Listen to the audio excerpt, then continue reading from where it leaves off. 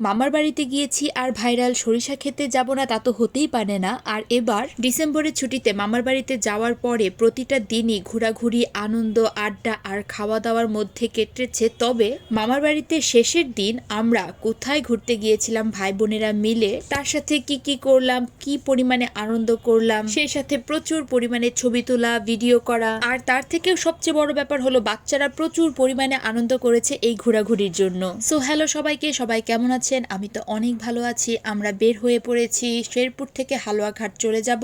তাই মামার বাড়িতে সবার কাছ থেকে বিদায় নিয়ে বের হব। কিন্তু মামুনি আমাদেরকে কোনোভাবেই সেদিন আসতে দেয়নি। এই যে আমি, আমার ছোট বোন আর আমার মা মামার বাড়িতে গিয়ে সবার সাথে দেখা সাক্ষাৎ করে এসেছি, কিন্তু মামুনি আর মেশো কোনোভাবেই আমাদেরকে আসতে দেয়নি। তো কি আর করা, তখন প্রচুর পরিমাণে শীত ছিল, ঠান্ডা ছিল। দুপুরবেলা খাওয়া দাওয়া করে সেবাদির বর মানে আমাদের প্রবীরদা বিকালবেলা আমাদেরকে সরিষা খেতে নিয়ে এসেছে। আর সরিষা খেতে আসার প্ল্যানটা একদম রাস্তা দিয়ে আসতে আসতেই করেছিলাম। এই যে সন্ধ্যা হওয়ার আগে, একদম সূর্য অস্ত যাওয়ার আগ মুহূর্তটাতে আমরা চলে গিয়েছিলাম শেরপুরের বাটারা ঘাট। আর তা না হলে বয়রা জায়গাটার নাম। আমার আসলে এক্স্যাক্টলি মনে নেই যে এই জায়গাটার নামটা কি। আপনারা যারা চেনেন, মানে আমার ভিডিওটা যারা শেরপুর থেকে দেখছেন, তারা কিন্তু অবশ্যই আমাকে কমেন্ট বক্সে জানাবেন। এই তো কিছুক্ষণ রাস্তা দিয়ে হাঁটাহাঁটি করার পর এখন আমরা চলে যাচ্ছি সরিষা ক্ষেতের ভিতরে।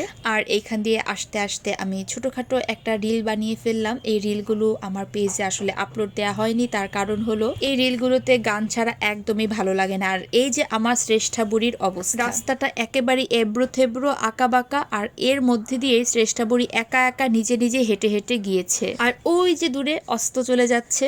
আর এই হলাম আমরা, কোথায় কোন জায়গায় দাঁড়িয়ে ছবি তুলবো সূর্যটা থাকতে থাকতে, তাই ডিসাইড করা হচ্ছিল। কারণ আর 5 থেকে 10 মিনিট পরই সন্ধ্যা হয়ে যাবে, তখন আর কোনো ছবি ভালো হবে না। আর ঘুরতে গিয়ে যদি ছবি না তুলি তাহলে তো ঘোরাটা কোনোভাবেই কমপ্লিট হবে না। এই জায়গাটাতে এই ভিডিওটা, সরিষা ক্ষেতের ভিডিওটা আমার ছোট বোন করে দিয়েছিল, খুবই সুন্দর হয়েছিল এই ভিডিওটা, তাই রেখে দিলাম। একদম ছোট ছোট সরিষার দানাও হয়ে গিয়েছে।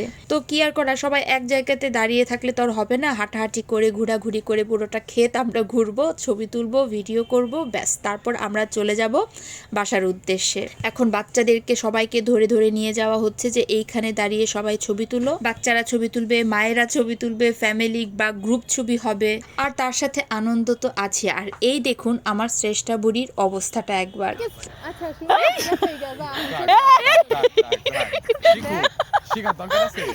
শিকার দরকার আছে বললেন, বাম পাশে খান, ডান পাশে কম খান।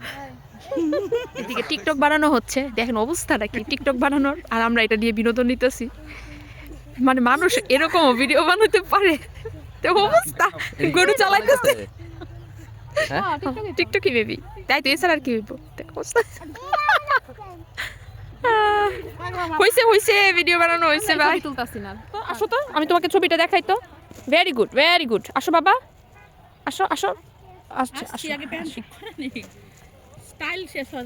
হ্যাঁ, গুড জব। তুমি এখানে কি? এই তো আমাদের মোটামুটি ঘোরাঘুরি শেষ, এবার বাড়ি ফেরার পালা। তবে বাচ্চারা তো আর এই রাস্তা দিয়ে কোনোভাবে হেঁটে যেতে পারছে না, তাই গুপি শ্রেষ্ঠাকে কোলে নিয়ে নিল। আমিও যে হেঁটে যাচ্ছি, কতবার যে পা স্লিপ খেয়েছে তার কোনো হিসাব নেই। যাই হোক, চলুন এবার বাসায় যেতে থাকি। আর আপনারা এই ফাঁকে আমাকে বলে ফেলুন তো আমার এই ভিডিওটা কারা কোন জায়গা থেকে দেখেছেন, আর ময়মনসিংহ বা শেরপুর থেকে কারা দেখেছেন তারা কিন্তু অবশ্যই আমাকে কমেন্ট বক্সে জানাবেন। ভিডিওটা ভালো লেগে থাকলে অবশ্যই সবাই লাইক আর কমেন্ট করবেন, আর আমার পেজটাকে ফলো বা লাইক করে দিতে কিন্তু একদম কেউ ভুলবেন না। আমার আজকের এই ভিডিওটা কিন্তু ছিল জানুয়ারির 2 তারিখের ভিডিও। 3 তারিখ সকালবেলা আমরা শেরপুর থেকে হালুয়াঘাট চলে যাব। তবে প্রতিবারের মতো এবারও আমরা ভাই বোনেরা মিলে শেরপুরে গিয়ে প্রচুর আনন্দ করেছি, প্রচুর আড্ডা দিয়েছি, প্রচুর ঘোরাঘুরি করেছি। আর ঘোরাঘুরির জন্য পুরোটা প্ল্যানই থাকতো সবসময় প্রবীরদার, মানে সেবাদির জামাইয়ের। এই তো আমাদের ঘোরাঘুরি কমপ্লিট, এখন আমরা চলে যাব বাসায়, মানে বড় মামির বাসায়। তার আগে বাইরে বের হয়েছি, এত শীতের মধ্যে গরম গরম কফি খাবো না তা তো হতেই পারে না। তাই সেবাদির জামাই শেরপুরের কোন জায়গাটাতে একটা মজার কফি খাইয়েছে সেটা জানতে হলে আমার পরবর্তী ভিডিওটা দেখতে হবে। একদম গরুর দুধ দিয়ে বানানো কফি, খুবই মজার ছিল, খুবই টেস্টি ছিল। তবে কোথায় খেয়েছি সেটা জানতে হলে কিন্তু অবশ্যই আমার পরবর্তী ভিডিওটা দেখতে হবে। তো আজকের ভিডিওটা আমার এই পর্যন্তই। সবাই ভালো থাকবেন, দেখা হবে আমার পরবর্তী ভিডিওতে। So tata.